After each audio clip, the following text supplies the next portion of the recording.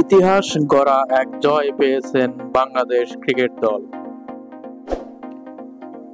পাকিস্তানের ব্যাটসম্যানরা রান কম করেননি, তবে সেটার জবাবে বাংলাদেশের ব্যাটসম্যানেরাও করলেন রান পাহাড়। তারপর দ্বিতীয় ইনিংসে স্পিনাররা নিলেন একের পর এক উইকেট। এমন ব্যাটিং স্বর্গে পেসাররাও খারাপ করেননি।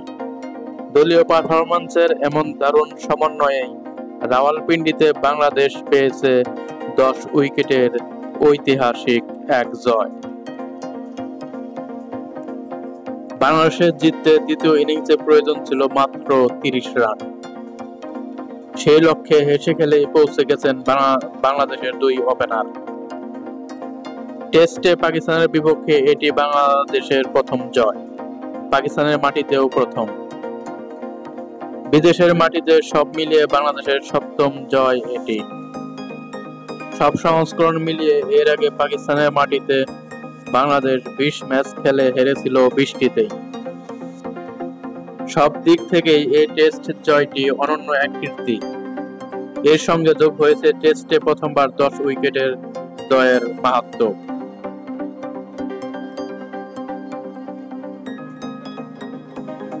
বাংলাদেশের ফিল্ডিং ভুলে গেলেও চলবে না। উদাহরণ হিসেবে লিটন দাসকে নিতে পারেন। বাবর আজমের একটি ক্যাচ মিস করার পরও পুরো ম্যাচে দুর্দান্ত ফিল্ডিং করেছেন লিটন।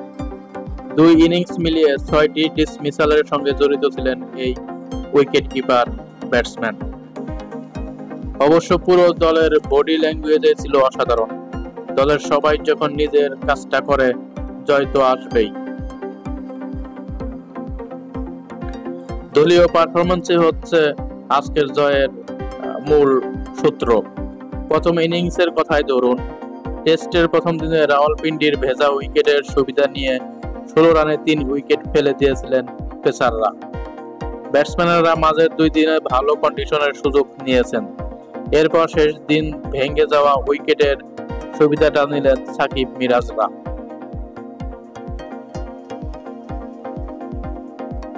দ্বিতীয় ইনিংসে 1 উইকেটে 23 রান তুলে রাওয়ালপিন্ডি টেস্টের চতুর্থ দিনটা শেষ করেছিল পাকিস্তান। বাংলাদেশকে আবারও ব্যাট করাতে 94 রান দরকার ছিল দলটির। উইকেটে ছিলেন আব্দুল্লাহ শফিক ও শান মাসুদ।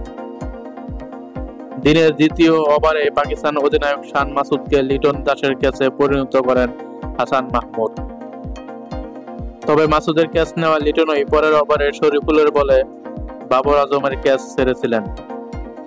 প্রথম ইনিংসে 0 রানে আউট হওয়া বাবর বেঁচে গেছেন পেয়ার পাওয়া থেকে। টেস্ট ক্রিকেটে 1.5 বছরেরও বেশি হাফ সেঞ্চুরি বিহীন বাবর অবশ্য দ্বিতীয় জীবনকে খুব একটা কাজে লাগাতে পারেননি। 22 রানের নাহিদ রানার করা ঘন্টায় 146.4 কিলোমিটার গতির বলে ড্রাইভ খেলতে গিয়ে ইনসাইড এজ হয়ে বোল্ড হন। এরপর পাকিস্তানের ভরসা ছিল সৌদ শাকিল। কি মনে করে যেন পরের ওভারে সাকিবের বলে ক্রিজ ছেড়ে বেরিয়ে শট খেলতে চাইলেন শাকিল। ফলাফল স্ট্যাম্পড হয়েছেন প্রথম ইনিংসে 141 রান করা শাকিল। টেস্ট ক্যারিয়ারে যা তার ক্যারিয়ারের প্রথম শূন্য।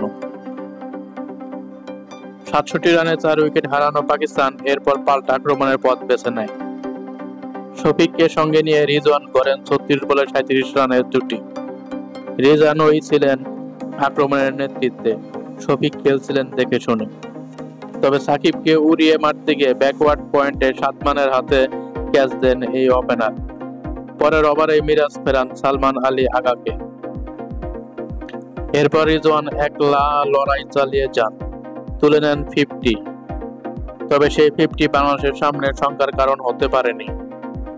মিরাজের বলে 51 রান করে বোল্ড হন রিজওয়ান।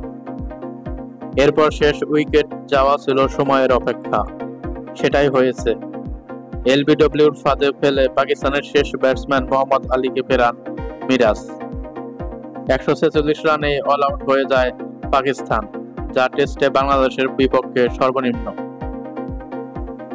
সংক্ষিপ্ত স্কোর হচ্ছে পাকিস্তান 448 6 উইকেটে প্রথম ইনিংস এবং দ্বিতীয় ইনিংসে 146 রান।